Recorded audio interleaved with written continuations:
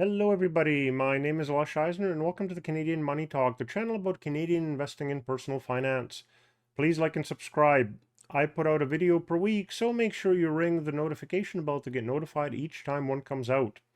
Folks ask me all the time how I do the value investment analysis and what I look for as a value investor.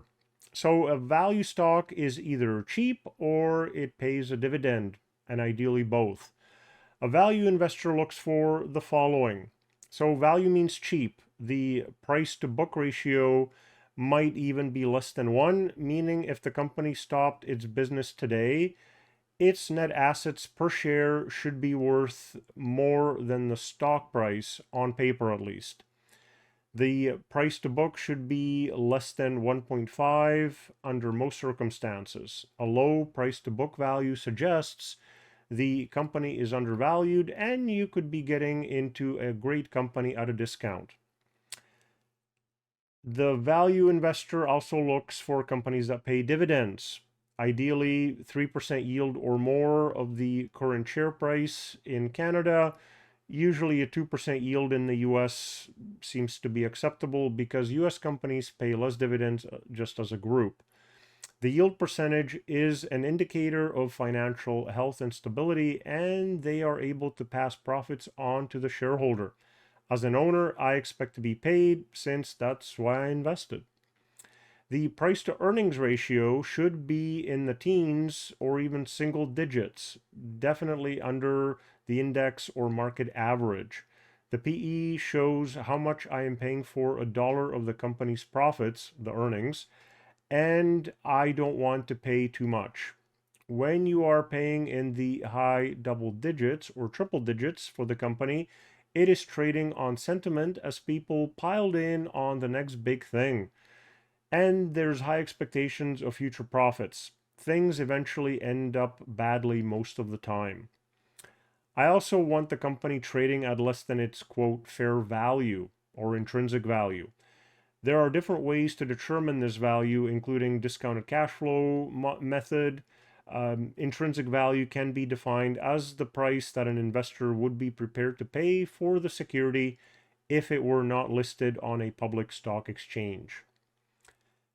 The value companies I look for don't have significant price movements, neither up nor down, because they are larger and steady enough to pay dividends, but also aren't going to double in a year for you. Their share price is pinned to their profits using the PE ratio, and they are steadily making profits. They are consistent year after year. I find valuation and fair value difficult to calculate on companies that aren't profitable. If there's no profit, but revenue doubles in 4 years, what's the company worth? Companies are in business to make a profit, and if they do not, it's a speculation. Please see my video about asset classifications. Other things I look for in my value investments. The dividend payout ratio should be 40 to 60%, meaning the company pays that much of its profits in dividends. The payout ratio is the percent of earnings needed to support the dividend. In theory, at a 50% payout, a company's earnings could fall by half and still cover the dividend. This is an extreme. But by limiting ourselves to payout ratio of 50% or lower, we feel safer at night knowing our income is reliable. The current ratio should be more than 2, indicating that current assets are twice the amount of the current liabilities. And if all the creditors suddenly want their money, the company will not go bankrupt. The annual earnings per share growth, a 5-year average, should be more than 3% to make sure that the profits or earnings are growing.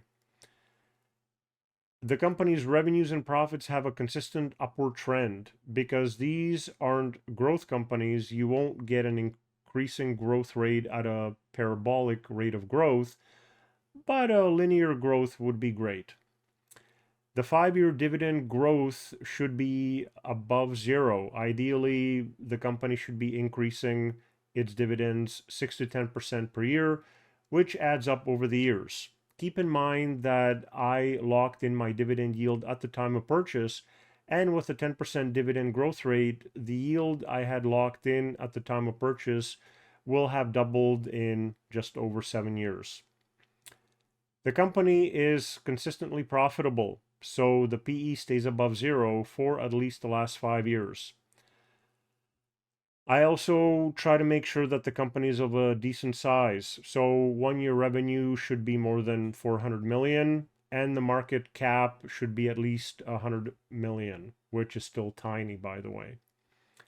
The company needs to have 20% or greater return on equity, where the return on equity equals profits divided by the net assets or assets minus liability, to show that the management is allocating and using capital wisely.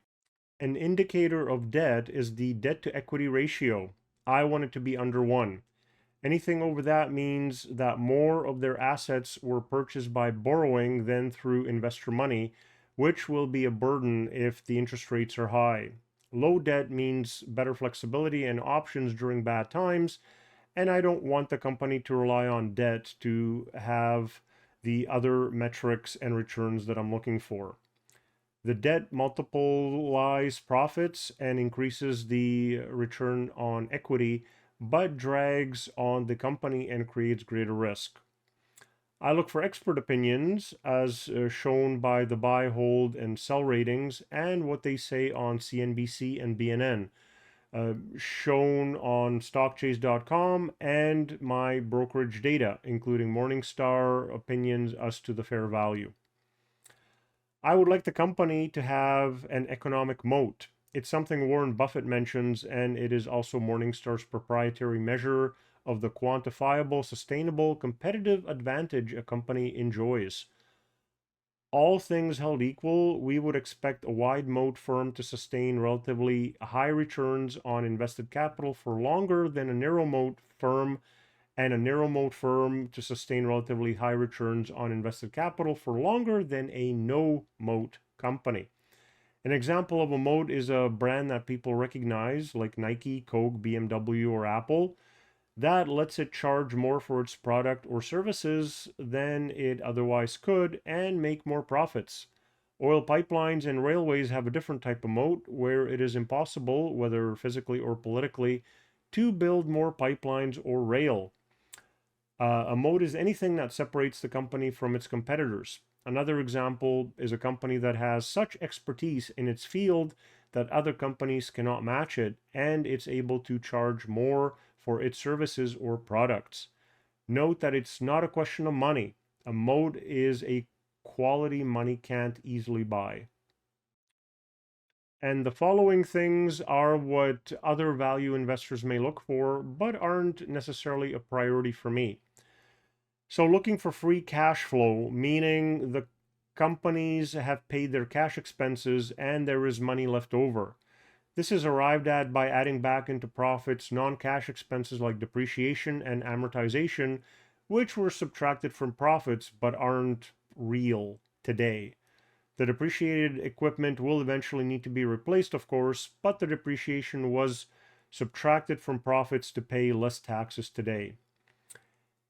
It's the cash flow that can determine whether the company can pay its dividends as well. So look for the dividends being at least 3 times covered by cash flow. Debt payments should be less than 3 times free cash flow as well to indicate they can cover their debt payments. This is called an interest coverage ratio. On Yahoo Finance, you can find the short seller list for the company. If it is increasing, that's a bad sign. The price had to be less than half its former high and preferably near its all-time low to make sure it's cheap. Review the free cash flow and price to cash flow and compare these values to the competitors. You can also compare price to earnings and price to book to other companies in the same sector. Try to avoid paying more than a price to sales ratio of 3 for the stock of a solid, reliable business. In the private market, businesses usually get bought and sold at prices that are between 1 and 2 times sales. Of course, some well-established businesses with reliable sales can command a higher ratio. Because value companies are profitable today and have dividends today, increases in interest rates generally don't affect them as significantly as they do growth companies who have many expected profits and cash flows far in the future, but perhaps none today. So this covers what I and other value investors look for in companies to purchase and hold. If you have any requests on what you'd like me to cover in future videos, please put that in the comment section. If you'd like to get in touch, please reach out on any of these social media channels, and may you have a profitable day.